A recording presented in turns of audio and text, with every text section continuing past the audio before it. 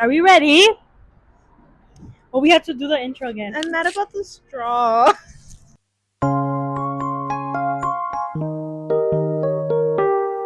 Hey guys! It's Briyith and Bibian. Also, I offer Bibian this. I can't. What say is it? What is it? Say it. I'm going to a buffet later. That's why I can't say it. Crepe. Welcome back to Unmasking Love. Yeah. Today's episode, we're gonna be focusing on after. Yay! I had a significantly more fun time watching this. Really? I'm glad. Because this is my guilty pleasure, and I think I would have been more offended. D, Bridget, with a D, unlike your name. Offended. If you wouldn't have liked this one. I didn't. It was entertaining. I was yelling at my TV the whole time. It was fine. It was a breeze. I watched it all in one sitting. It's like a good watch. Like, especially if you're bored.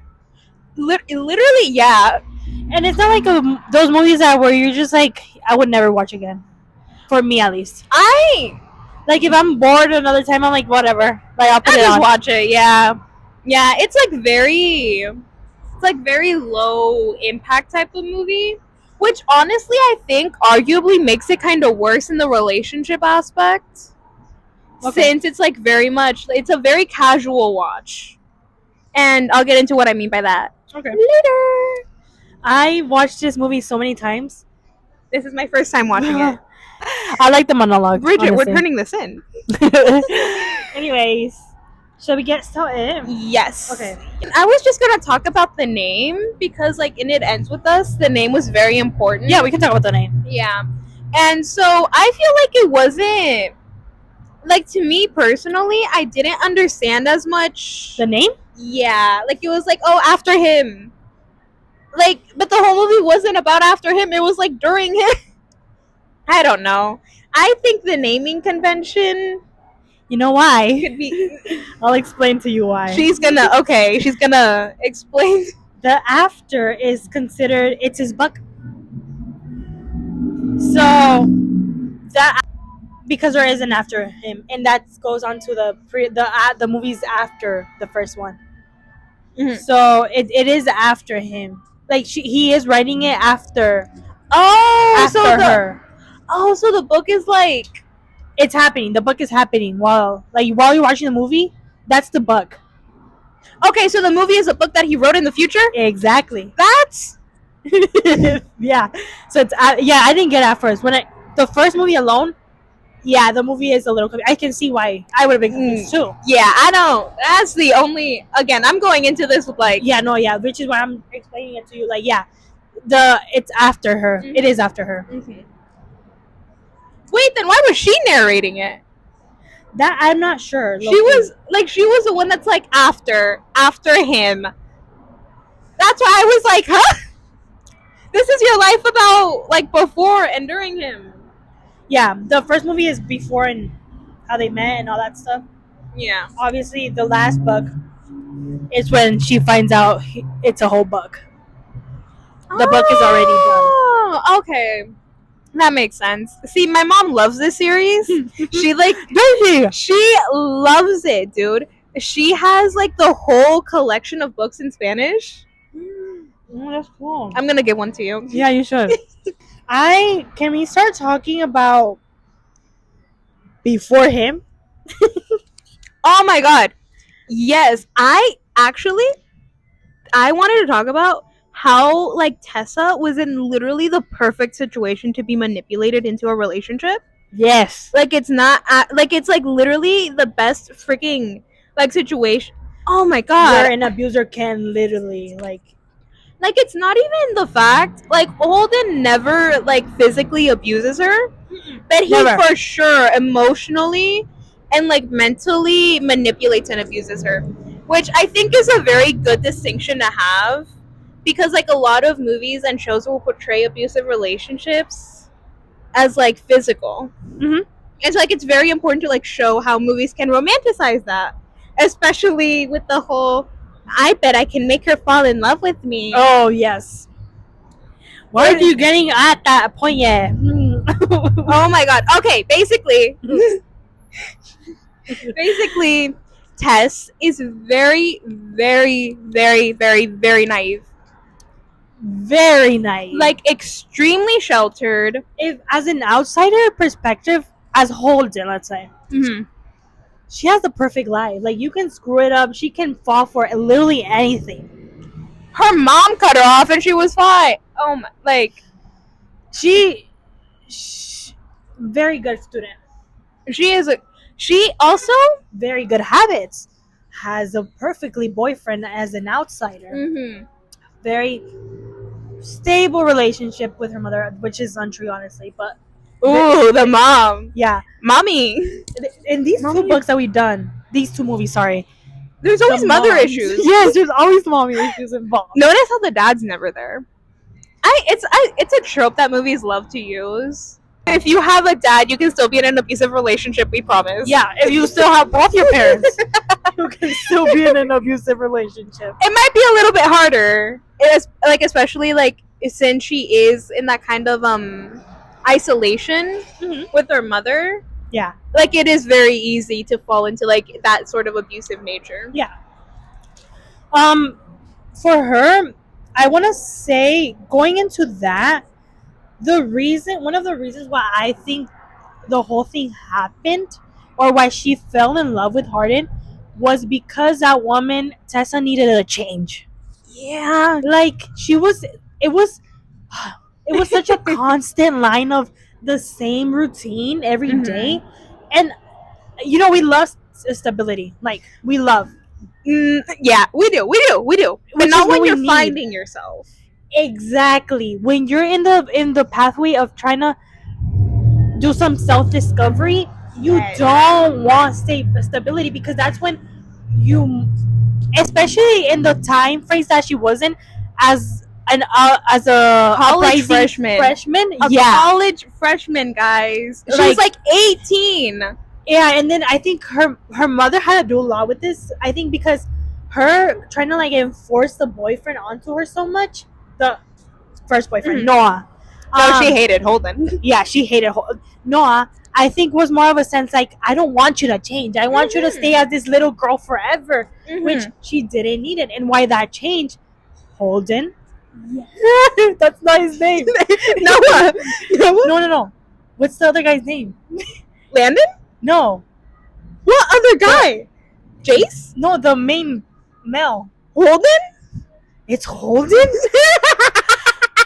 I watched this movie right before we did it. She did not. It's been such a long time. Holden? This wasn't Holden. Girly Pop. This was a fan fiction. This was a Harry Styles fan fiction before. They're gonna pick the name that sounds the most similar to Harry. It's Holden. He was British. Harden, not Holden. Oh, Harden. I knew it was Holden. Dude, oh my god. Harden. That was her change. Yeah. So for her, guys, she was bound to go into one. Girl, it's something that you see a lot with very sheltered kids. Today. Yes, with very sheltered kids, and who have very strict parents. Yeah. They don't once they get to college, they go wild because they don't have that anymore. Because they've never had the freedom. Yeah, to do so. So I don't know. It's also, I wanted to talk about how she dresses. Actually, how Tessa dresses. Oh, do you think there's symbolism there?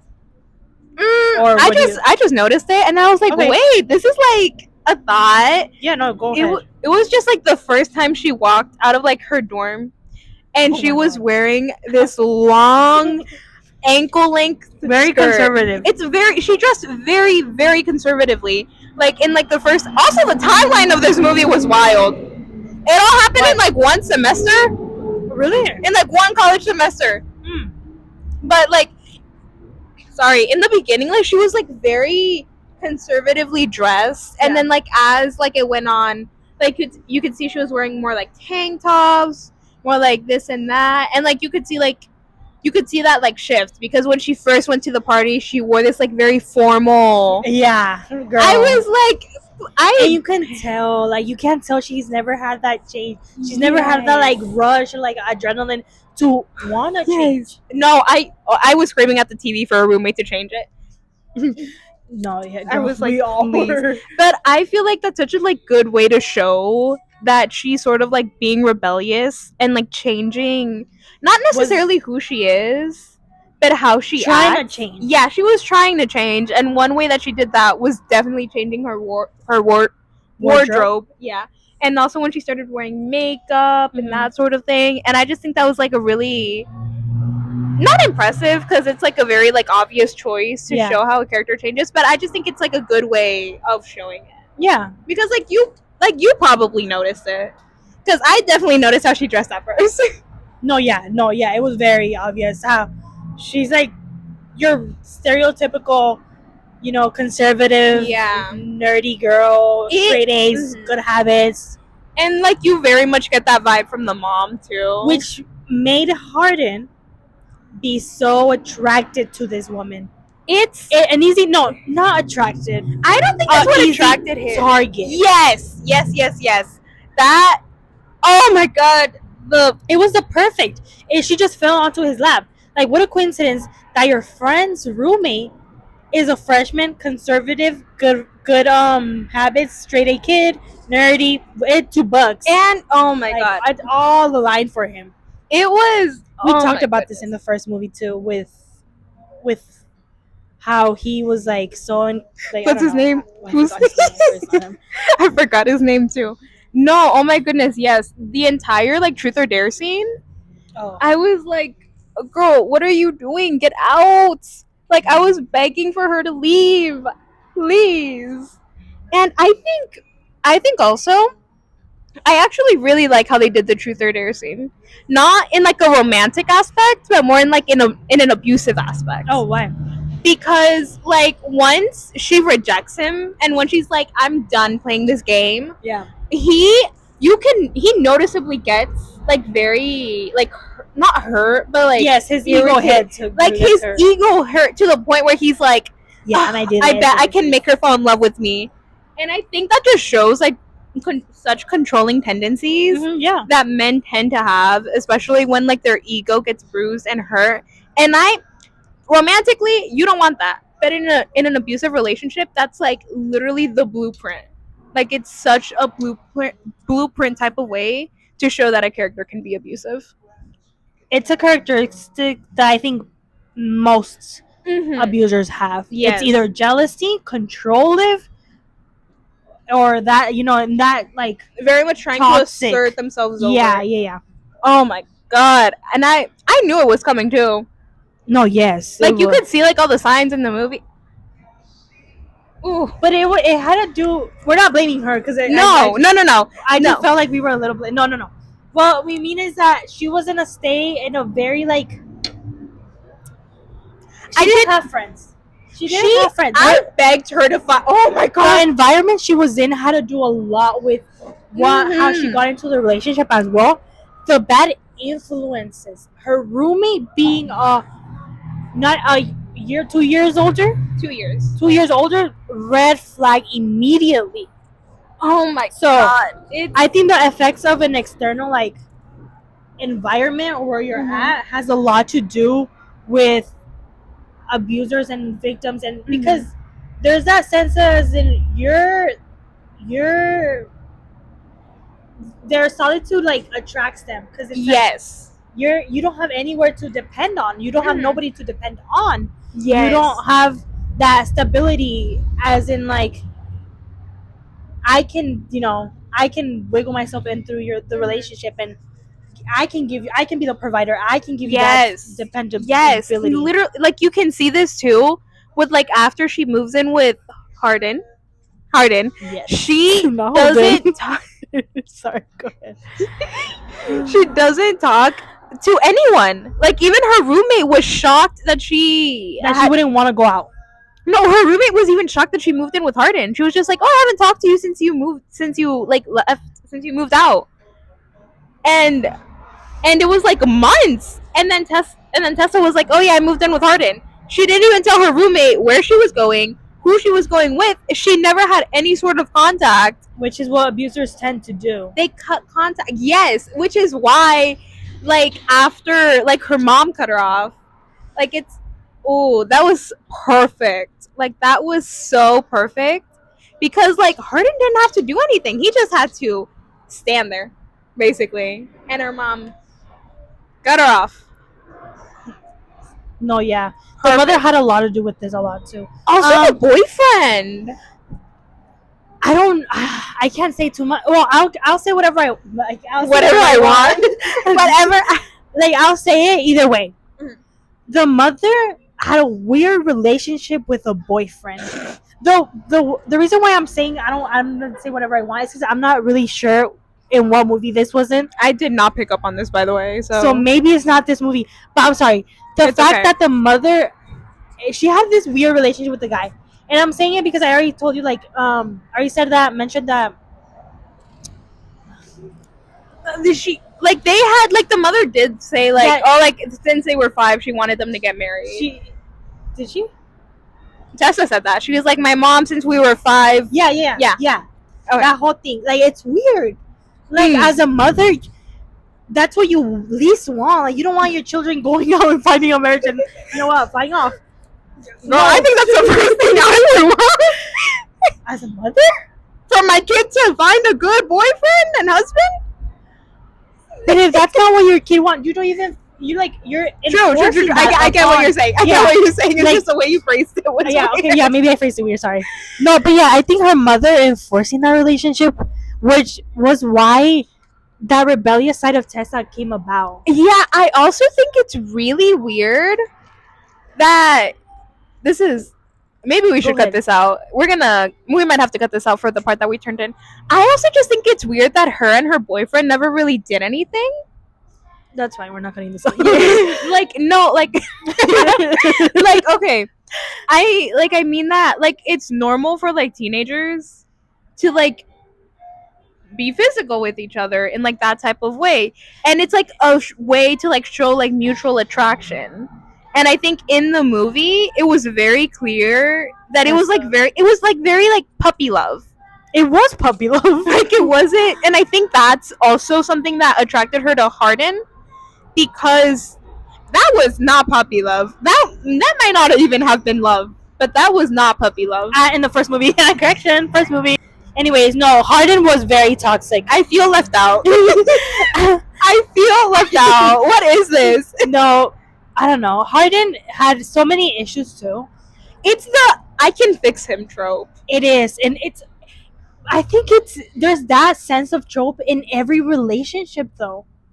When abusers. Yes. Abusers. I'm not talking about normal. Like, babe, trust me. I was like, I'm talking about abusers in an unhealthy relationship. That's what you most tend to have. Like, that's what you meant, like, to see. Sorry. I can fix him. Like, when he started talking about his dad, I was like, it's over. This girl's in. It's all about I can fix it. But because once somebody gets vulnerable with you, you have this tendency to feel committed to being attached. Like, I have the loyalty. Like, she's gonna use me as an example, guys. No, I'm just, like, saying it as so, like, we can understand, like, well. So, like, yeah, when somebody, like, opens up, and Hardin opened up to her, so she felt, like, committed. I mean, they were already mutual friends. They had mutual, and they were kind of interconnected already. By the point he was vulnerable, sorry, it's a long time. By the time he was vulnerable, they were already dating. Oh, they were already dating? Like, I'm talking about the first scene where what are you talking about, the lake? No, where he was behind his house. He was drunk. Oh, when they broke the vase? Yeah. Oh, that was so stupid. Why did she pick up the glass? Anyway, I don't know, but it doesn't anyway, matter. Yeah, that's the night she cheated on him, on her boyfriend. Which was the first time. They were not friends there. No, they were not dating there. They weren't dating, but they were like, but they were practically. But they were not officially dating, and that's what I'm saying. Like, that night isn't where he first opened up to her. Okay, sure. I thought you were talking about the wedding. No. The wedding's different. Yeah, the wedding's different. That time, that was when he first got, like, showed that emotional side to him. And so I feel like why Tessa did cheat on him, because in that sense he was in the sense that since Harden opened up to her, you feel that commitment towards like, oh, then I have to give you something back. I saw it that way because I'm like, why that not in specific did she start, cheat? I don't think it's necessarily like transactional like that. I think it's more of like, oh, like he opened up to me and he's someone that I already care about. So I don't think because the way you describe it is more of like, oh, he was vulnerable but with he me. she was fully giving consent. I'm not saying that. Yeah, no. I'm not saying she was fully giving consent. I'm saying that I don't think she necessarily felt like she had to give something back. I think it was more of like she was genuinely like falling in love with him, and she fell more in love with. I think that's what it was. Then again, I haven't been in a relationship, so who knows? But it's don't worry about that. But it's just like I think it's more of like she like felt him be vulnerable with her, and was like it was not transactional. It was not. It's just I don't know how to explain my thinking. It wasn't transactional though. I think she just like wanted to. Like I literally don't even. I honestly think she like after not talking to him for like how long was it? It was like 2 weeks. Proves my point. It was again. like a week. It does not prove your point. After not talking to him for like a week, she suddenly like finds him again. He's vulnerable with her, and then she realizes like shit. Like I might actually like love him. I don't know. I think that's what it is. I can see that too, but I feel like I don't think it was transactional because he might have not seen it that way, and I feel like it's just such a negative like there's negative connotation behind that term, so that's why I'm like a little iffy about it. But like, I genuinely do think she just wanted to sleep with him. No, because I truly behind it all, like that would be out of character for me. For her, really? Yeah, because I thought that would be in character. No, because she's so conservative, and but at that point she was breaking out. She was being free. Okay, whatever. You're right. I'm still iffy about it, but yeah, I can see where you're going from. No, I guess this is what it feels like when a teacher is like, "Oh, sure, you're in the right direction, but you're not quite there." I think I'm right. I feel like I'm right. I don't think it was transactional. I think it was. I think she felt. You watched the movie last night. I think she felt entitled to, but not like she wasn't obviously aware. Like, oh my god, I need to give him something back. Like it wasn't like that, but it was more of like, why'd you make her little brother? because she doesn't think that way. I think, or that's not how I would imagine her to think. God. Oh my god. I did want to talk about a scene though. Yeah, go ahead. That made me so mad. And like genuine, I don't even have like a genuine reason. Well, I do have a genuine reason to be mad. Yeah. But it's like, I don't know. Because it was the scene where she is out when she like this was after like Truth or Dare. And that sounds like a gunshot. I know, I was laughing. Guys, there's no gunshots here, we promise. And what was I saying? Right. She, after Truth or Dare, and she like walks out to call Noah. His name's Noah, right? Yeah, Noah. Right? And she's clearly like very vulnerable. Like she feels like very like isolated, like very different. She like it's very obvious that she doesn't feel right. And so she calls her boyfriend and she's like, hey, like this and that. And he's like, are you at a party? You drank? I'm so disappointed in you. And I was like, that pissed me off. I was mad. Yeah. I was like, who are you to be the woman? It's not like she was blackout drunk, first of all. She was barely out. For her to be in that stage at a party shows a lot. This was like a week in, and she was she was like barely fitting. I don't know. The timeline of this movie like confused me so much. Yeah. No, I wasn't. I don't know if it was a week. I think it was more than that. The first party? Mm-hmm. No, no. The first. Never mind. You're right. You're right. You're right. It was definitely in the 1st I'm week. assuming it's like a week or two Yeah. in. But I don't know. It made me mad because I was like, who are you to be telling this girl? And then he goes and tells her mom. He Weird tells her relationship with the mom. mother. Her I'm mom. saying.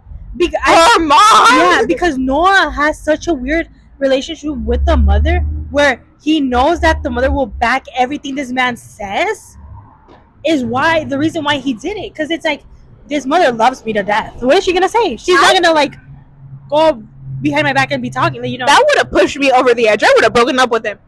Because it's like everyone knows that college is about like finding yourself and being free. And obviously, maybe the way she was doing it wasn't the greatest.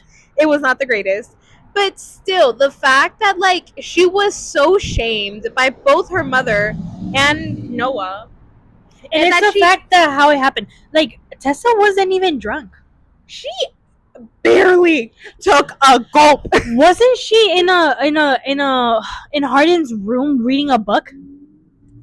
Barely took a gulp. Yes, she was like, you're sober. You're nobody to be talking about how this woman is when she wasn't in a stage where it was, you know, where she was inebriated in any way. Exactly. Like, she was fine. Honestly, I'm pretty sure she could still legally drive. No, if a gulp was nothing.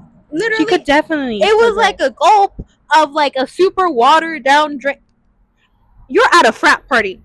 What type of one gulp drink are you drinking? And for her to be calling her boyfriend at a college party says a lot already. Yes, she is at a party, and instead of going and cheating on you, which to be fair she does do later, she is calling you and she's like talking to you. Why are you being so defensive, and why are you immediately... That just shows that she came from such an like unhealthy it's like very relationships. It's like very much like conservative Christian values of like, oh, you have to be this which is why change was, and Hardin was a change, obviously, was... Honestly, seeing it from her perspective, I get it. From my perspective, I don't, but from hers, I get it. No, we can see why things unraveled the way they did. It just... Which is why it makes it even more sad and upsetting, because Hardin... It was easy for Hardin to like wiggle himself in there and show all the different sides that you've never seen. She different needs better friends. I can't believe Landon never told her anything. He did, though. He was like, be careful. That's all the warning she got. Oh, right. Landon does become a better friend. But yeah. Later. sorry. I'm sorry. Did he become a better friend in the last 40 seconds? I didn't watch it. I don't know. That's why I think it's so important to have, like we talked about, how like healthy support systems are so much needed with everybody, like in every relationship. Like, I feel like, and that's what's sad, because she didn't have one single healthy relationship, unless it was Landon. But it was like I said, it was at a stage where he barely knew her. Like, they barely knew each other. They had one class together. Yeah, like it was like they had two. I liked too. Like it was not to a point where I can go tell you about my family problems. She had nobody. She literally had nobody. And I think that's why it's so important for like people going into like new stages of life, such as college, need to be like more educated on those issues. And to surround yourself with a lot of like your whole support system, to know that if you were gonna come back from something from college, like you say, a new life, like a new stage of life, you're always there. Like, there's always people that will back you up no matter where, to like for you to be able to see, or like a not judgmental person or whatever it is that you can go back to. And it's so important specifically for college students to have that, because the level of like isolation and loneliness specifically that college students face, because it's hard to make friends in college. It is. You have to be really, like, you have to really put yourself out there and like try and talk to people and like try and make friends outside of class. And coming from a family that does not know what change is, it's hard. Yes, you cannot rely on your mommy and your boyfriend for the rest of your life. By the way, high school boyfriend. I think a lot. I'm gonna talk about that actually. since he was um a high school senior, it shows how much pressure she had on him, or like how much pressure she had with like new changes and like how do I explain this? Like not I changing into not changing because you're I because like it's a way that boyfriend is kind of like I don't want to say this holding her back. Oh, okay. So like you're saying that because she was like dating someone who's like still in like another stage of life, she felt like she couldn't change? Oh, I was talking about me and the pressure she had on. Yes. I don't know. I don't want to say that because I feel like it's a little rude. Girl, he's a fictional character. I know, but It's because she has a boyfriend. It's because she has a boyfriend. She actually cares about men's feelings. I don't. So no, like it's more like he was holding her back, and I get it. Like he may not even be a horrible person, but he was holding her back just because they were at different stages of life, and I feel like he had such a like. I think even we can say that Noah was a little controlling. yeah, I can see that because I think he expected too much of her. Like for her to I think he being he wanted to for her to not change. I just think he was very immature. Yeah, I can see that.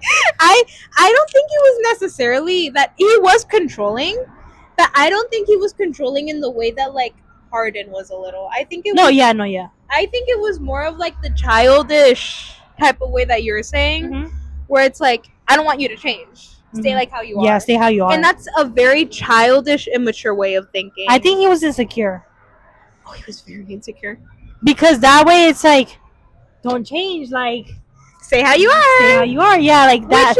Which is fine to be insecure, especially in that situation. Yeah. I just don't like how he went about it. No, yeah, he definitely went about it and like really wrongly. Because she at first didn't show any signs of she was gonna change. She didn't go into college being like, yeah, I'm gonna go to parties, this and that. Like, I'm gonna get drunk every weekend. Like, you even saw it. Like the roommate was surprised that she was at the library. Oh my god. Let's talk about the roommate. Yeah, we can talk about the bad influences. I loved her at first, actually. Really? Like, I actually really loved how she was, like, trying to get her out of her shell. But then, like, after they got to the party, I was like, yeah, fuck her. I don't know. The roommate was never really great for me. I get where you're coming from, like, I forgot her name. The red hair girl. Red hair. Red. We'll call her Red. I can see why you would like her. However, I don't know. There was this like, I think she took her as a puppy. As a game. Oh, yeah, as a game. Like the mother doesn't want me to change her, but let's change her. Exactly like that. Yeah, I see where you're coming from. I think maybe that was like the thought process at first. But then, like, afterwards, like, once she broke up with Noah, and, like, the roommate was like, oh, like, come here. I think she felt at fault. At blame for a little bit. For her to get to Harden. See, I don't think she ever felt guilty about that, though. Really? I think it was more of, like, she started to like her. Because you could see that she was, like, very, like, nice to her and, like, very understanding. And but I don't truly think she ever felt bad, mostly because she never told her about the bet. I feel like if you truly like feel at fault for something, you should like come out and be honest about everything. And I don't know, because like a lot of guilty people, when they feel guilty, they tend to like over explain and like I don't know what I'm trying to say. I think I'm just like, I feel like if she really did feel bad about like potentially breaking her and Noah up, she would have also come clean about the bet. Just because the human mind hates keeping secrets, which is why gossip is a thing. But it's just, I feel like she would have she would have told. She should have told her. She should have. But I feel like she would have if she felt bad. I don't think she ever really felt bad until like Tess found out about it. Yeah. Okay. Yeah, I know. I see that. But I did like her at first. I don't know. I never liked her. I always thought she was gonna play with Tessa's feelings. She was an easy target. She was an easy target. But I do think she grew to like her. No, yeah, she definitely did. I hated the pink girl. Oh yeah, I forgot Molly. Was that? Oh yeah, Molly. It was Molly. Yeah. Hated her. Like not even because of what she did to Tess. I just like, what did this poor girl do to you? She was insecure. I know, but like to be literally like following her around in the hallways. Yeah, no, she was really immature. I have nothing to say about her. Just I'm glad that she did it. I'm glad that one of them spoke out into what Hardin did, even though she went on horrible. I'm not justifying what she did. I'm just saying I'm glad she found out. Yes. Oh my god, all her friends when she found out, they all like looked down like all guiltily, like as if they didn't also keep it a secret. Yeah, it's like, girl, you did this. You did even worse. You wouldn't have told me. At least Molly had the freaking decency to come up to me and be like, "Yeah, look at what Hardin did." Like even then, like she was just like, Hardin, tell her. No, Hardin. Obviously, yeah, Hardin. No, yeah, obviously she was doing it wrong. She was doing it with a malicious intent. It's bad. Everything she did was with bad intentions. And she was like very like cartoon villainy. Like all like sneaking around behind them, smirking, giving the camera a knowing look. Yeah. Oh my god. Hardin, he has so much. At first, I'm gonna say Hardin did feel like him being the abuser, not physically, but him being the abuser. For him it was a little different. I feel different towards him. I think he was a little different just because he was the opposite of Tessa. Like he was very unstable. He had a lot of changes in his life, where Tessa was like, here's stability. Like it was a way of like, oh, so he was like drawn to her stability. Yeah, I did not think this was where this was going. I feel like I see it. I didn't think that's where your thought process. Oh no, yeah, that's, and it's not seen a lot with abusers. Like obviously, they don't care about stability, unless it's like you being under his you being under their like whatever they're trying to do, their mind games or whatever. Your mind games. But I did think, and this was not at the beginning. I don't think that he was drawn to her stability at first. She was a stable girl. I know what you're trying to say. Stop it. She was like, and it's something she's more stable than I am. It was something he never seen. I mean, come on, look at his friend group. Look at his friend group. He had never seen look at them, guys. Did the first movie talk about his like background? Yeah, dad. What about the dad? He was a drunk. Yeah. They went to like his apartment and only his mom was there. It isn't like directly said what happens to the mom. Do we talk about Tessa's mom? Do they talk about the dad of Tessa's? He left. That's it. Well, is it in the first movie? No. But I think this goes with it. Because Tessa's dad had the same problems Hardin's dad did. They were both drunk addicts. Two sides of the same coin! Exactly. That's why they were drawn to each other, trauma bonded. I think a lot of relationship abuse comes from trauma bond. I see that. Like, I think a lot of relationships, period, come from trauma bonding. Nope. Because I do think you can have, obviously, like all trauma bonded relationships aren't exactly healthy, but I don't necessarily think they're abusive the entire time. I don't know how I feel about that. Like, I feel like two people who are like trauma bonded and like maybe specifically went through like a traumatic experience together, maybe this is a bad example to my point. It's okay. But it's like Tessa and her mom, right? Like they both went through like this very traumatic experience together. And like you can tell that because of that they're very close, they're very like attached to each other. Yeah. And like the mom might take it too far by like being very overly controlling of it. But I don't necessarily think that's an abusive relationship. I think it's an unhealthy one, but I don't think it's necessarily abusive. But the trauma bond, them being trauma bonded, in some case, can lead to That's what I was trying to get at. I completely agree. It can lead to, you know. It's definitely unhealthy to have a trauma bond. No, it is definitely. But it's not always abusive. And I think there's sometimes this mix of like what is trauma bond and what is being vulnerable with each other. Like I think they tend to mix, and like people don't really recognize the difference between those two.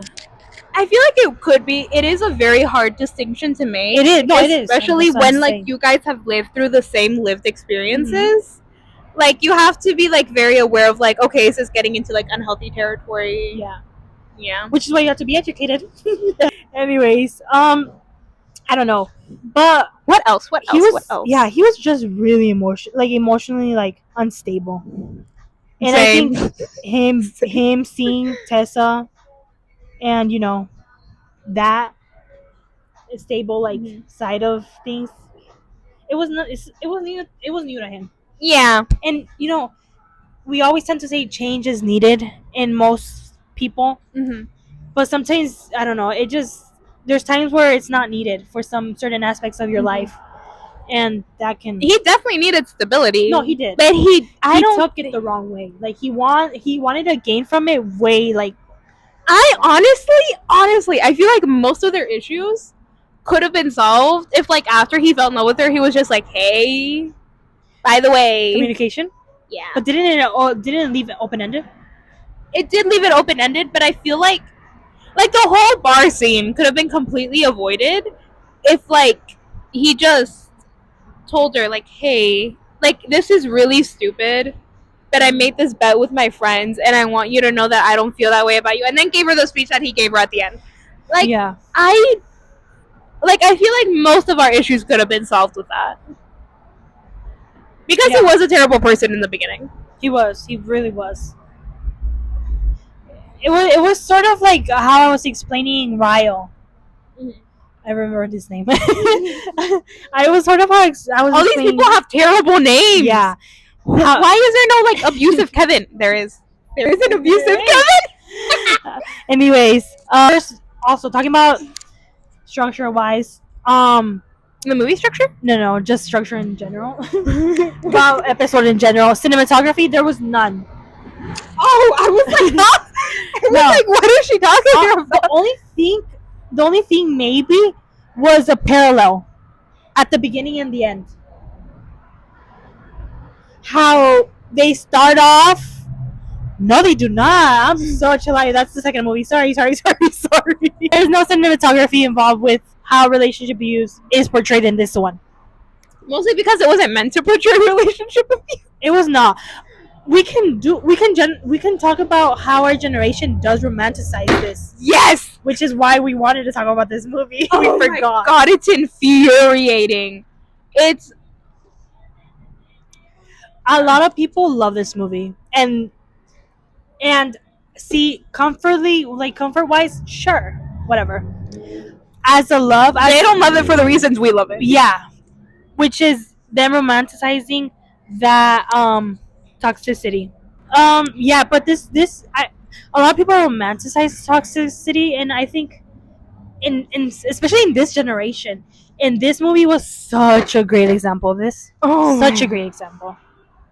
I honestly, like, what I see as a healthy relationship in general.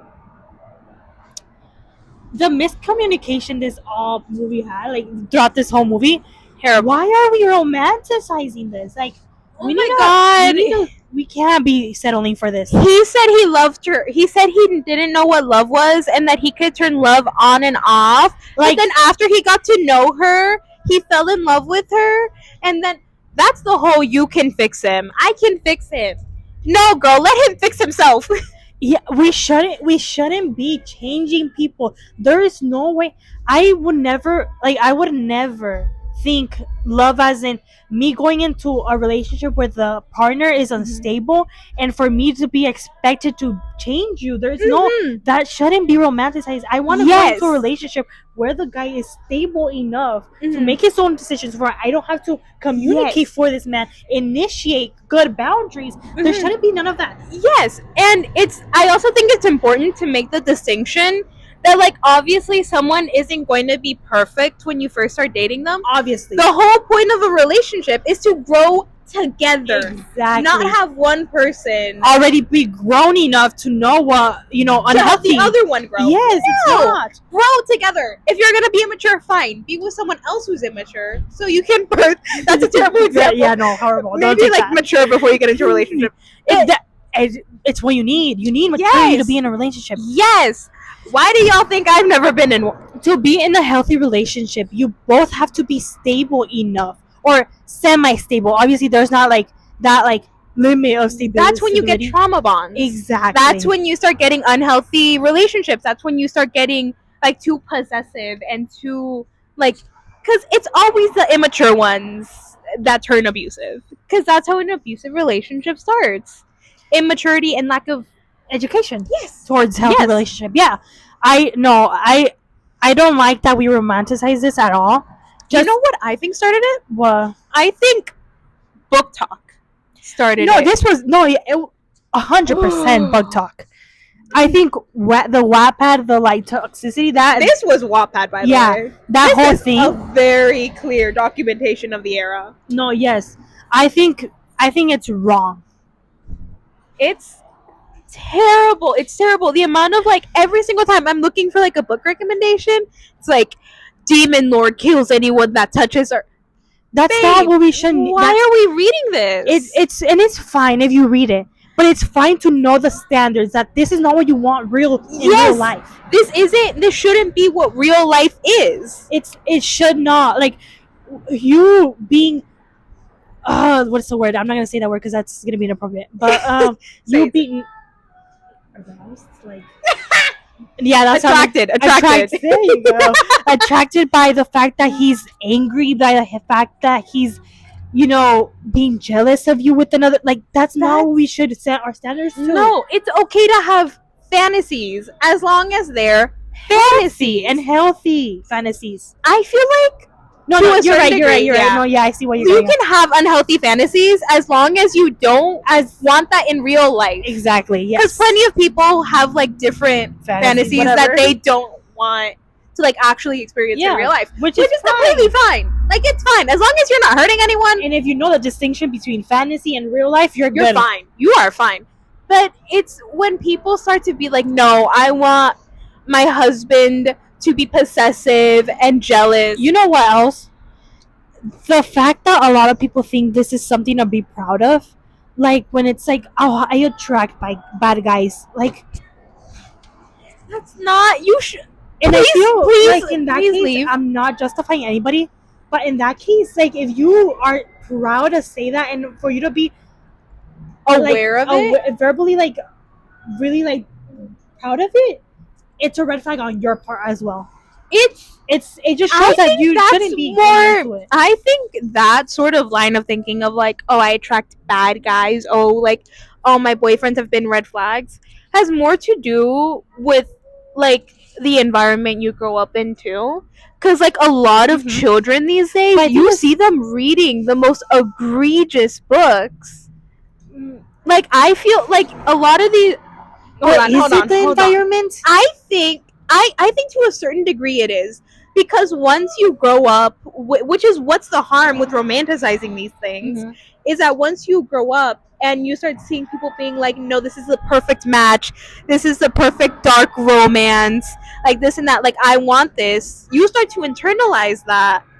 And it's very much like, oh, I do want this, I want this, and this is going to lead to a lot of both men and women who are either like influenced to be bad people because that's what ladies want, or women who want these terrible things in their lives because, oh, this is the perfect relationship. If he's not possessive, if he's not jealous, then he's not the one. I truly think it's an environment thing, and I do think that's why it's so dangerous to romanticize it. Yes, and that's why I'm gonna go backtrack in a little bit. There's a point of why the fantasy wise.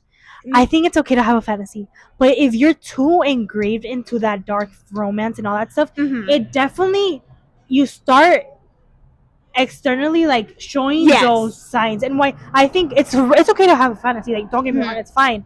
But when you start reading too much and being really like engraved into those books, and for you to like be romanticizing, it becomes an addiction. It becomes an addiction to the point where it like it's demonstrated outside in the real world. Have you seen? It's like people being like, oh, like I have like a king for feet, like jokingly. Yeah. And then like they joke about it so much that it becomes like a real thing. That's my point. Like, I don't think you should. It's a thing. Like, you need to. It's okay your to mind plays these games, and it's like it's true, and it just becomes true. You tell yourself something enough, it's gonna happen. Which is you're why manifesting it. It's why you have to be like so important with everything that you tell yourself, and why you should have boundaries with yourself as well. Yes.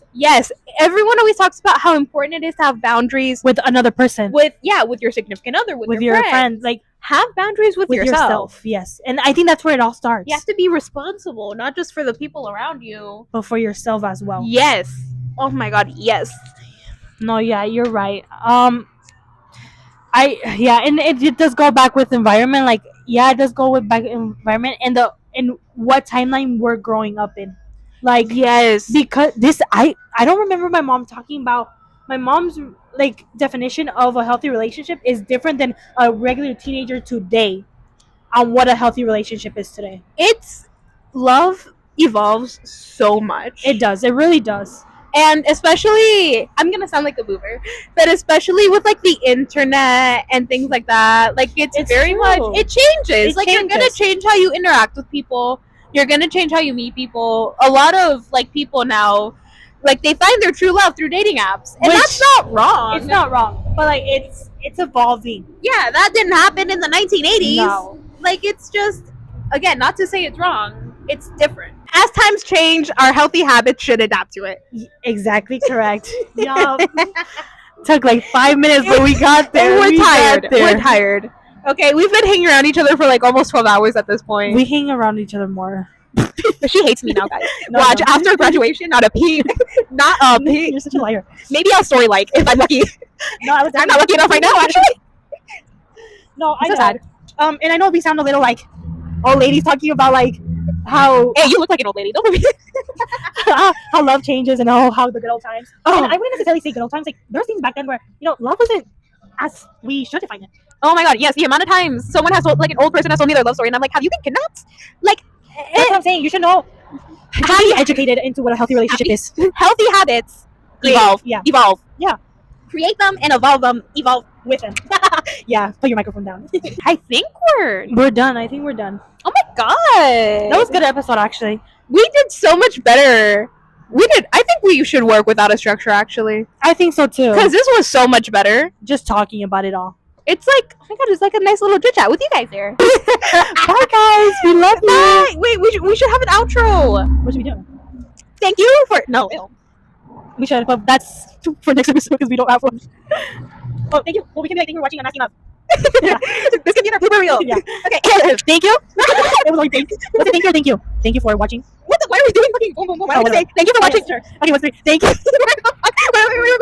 How are we doing this? We're just saying, Okay, well, we need a countdown or something. Okay, 1, 2, 3. Thank you for watching Unmasking Love. What's it out? Oh my God, that's so stupid. Guys, check out the resources we leave for you.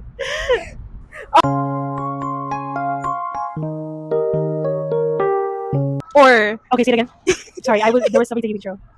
Yeah, I think so. I think